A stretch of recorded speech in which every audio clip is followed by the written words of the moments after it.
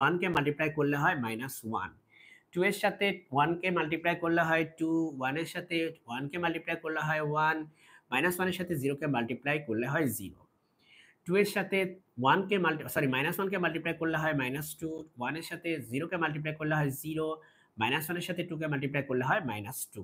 তুমি কি বুঝতে পারছো? আমি হচ্ছে যতক্ষণ প্রথম সারিতে থাকবো ততক্ষণ আমার সমস্ত ভুক্তির মান গুণ করার পরে প্রথম সারিতেই বসাবো। যতক্ষণ আমি প্রথম সারিতে থাকবো ততক্ষণ এই কলামগুলোতে যখন আমি গুণ করব, দেখো প্রথম কলামে এটা বসাইছি, এটা দ্বিতীয় কলামে বসাইছি, এটা তৃতীয় কলামে বসাইছি, কিন্তু আমরা সবগুলোকে প্রথম সারিতে বসাইছি। ঠিক আছে? এখন প্রথম সারির কাজ শেষ, আমরা যাব দ্বিতীয় সারিতে, সেটা হচ্ছে 3, 1, 0।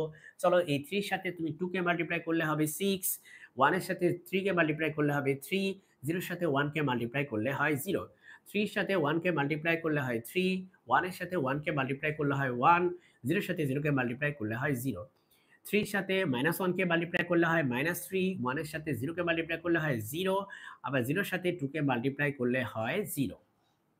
ওকে? আই হোপ তুমি বুঝতে পারছো যে আমরা যে সেকেন্ড যেই রো সেটার মাল্টিপ্লিকেশন গুলো সেকেন্ড রোতেই বসাবো। সেকেন্ড রো এর সাথে ফার্স্ট কলাম দেখো ফার্স্ট কলামে বসাইছি। সেকেন্ড রো এর সাথে সেকেন্ড কলাম দেখো সেকেন্ড রো সেকেন্ড কলামে বসাইছি।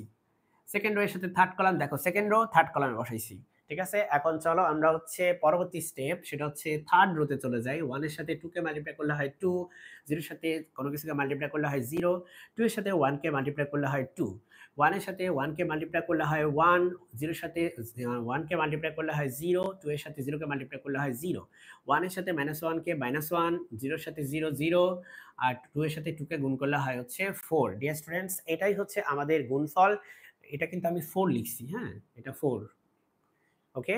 সো তুমি একটু চেক করো, আমি একটু সরে যাচ্ছি। দেখো যে তুমি মাল্টিপ্লিকেশনটা বুঝতে পারো কিনা। ওকে, এখন আমরা আমরা নেক্সট স্টেজে চলে যাব।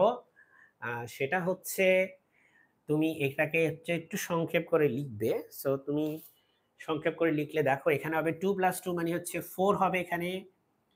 এখানে হবে 6 + 3 মানে 9। এখানে হবে তোমার 7 - 1 মানে হচ্ছে 6। এখানে হবে 1। আমি তো এরকম এডিট করতে পারতেছি, তোমার পক্ষে সেটা সম্ভব না। তুমি নেক্সট লাইনে আবার লিখবে এটাকে। ঠিক আছে? সো এটা হচ্ছে 4,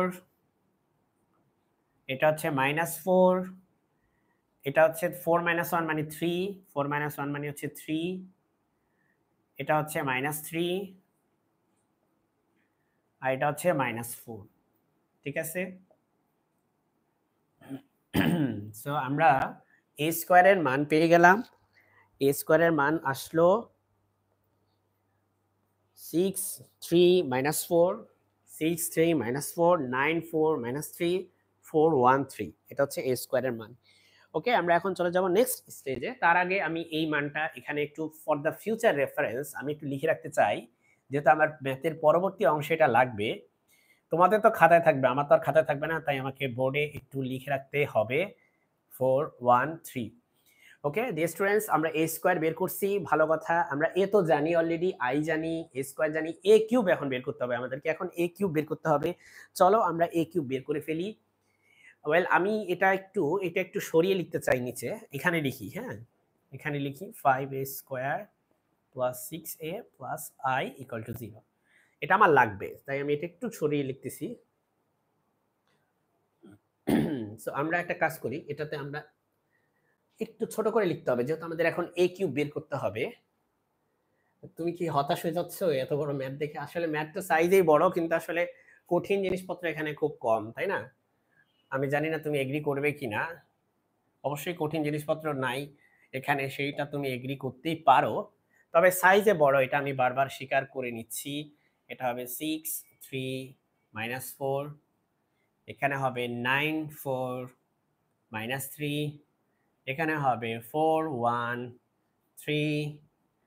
আর এ হবে নাথিং বাট এই যে এটা 2, 1, -1, 2, 1, -1, 3, 1, 0, 1, 0, 2। ঠিক আছে? আমি a স্কয়ারকে এখান থেকে আর a কে এখান থেকে তুলে নিছি। আমরা একটু চেক করি যে আমি ঠিকঠাক তুলছি কিনা। তোমরাও চেক করো আমার সাথে।